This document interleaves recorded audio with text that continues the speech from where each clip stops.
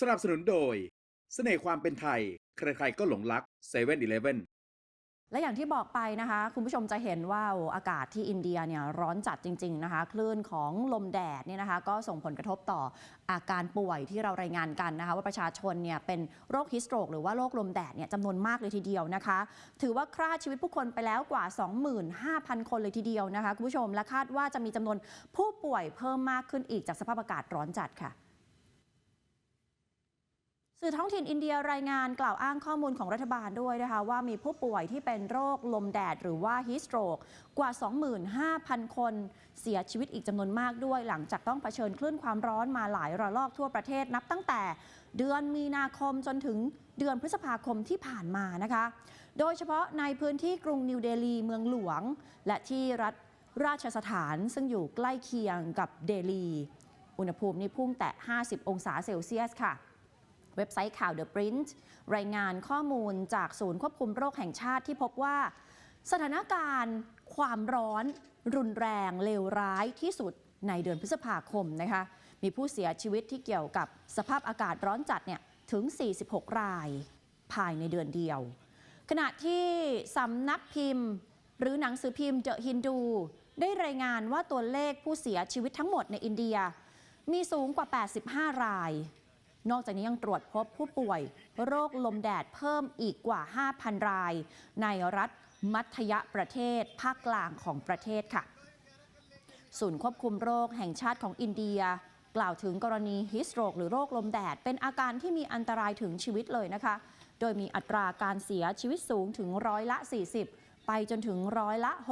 64%ทั้งนี้คลื่นความร้อนยังคงแผ่ปกคลุมพื้นที่ทางภาคเหนือภาคกลางและบางส่วนในภาคตะวันตกของอินเดียนานหลายสัปดาห์แล้ว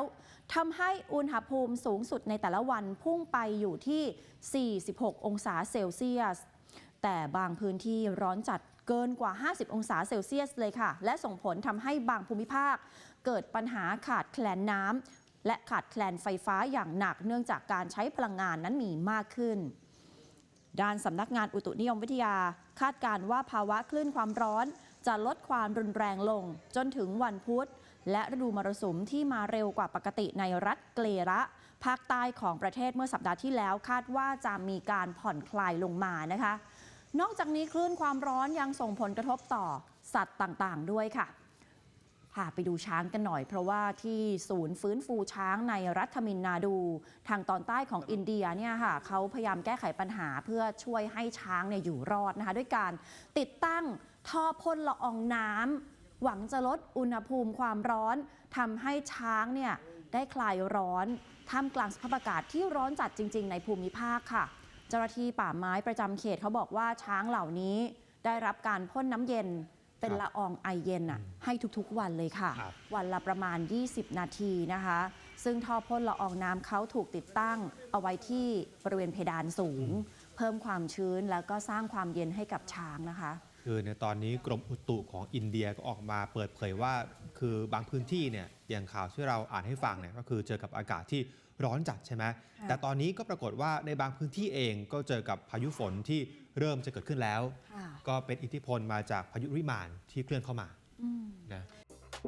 ขอบพระคุณที่ติดตามรับชม TNN News ข่าวเช้านะคะคุณผู้ชมอย่าลืมติดตามกด subscribe กดกระดิ่งกดไลค์กดแชร์ทุกช่องทางออนไลน์ของ TNN ช่อง 16 เพื่อไม่พลาดการติดตามรับชมรายการสดและคลิปวิดีโออื่นๆที่น่าสนใจอีกมากมายค่ะ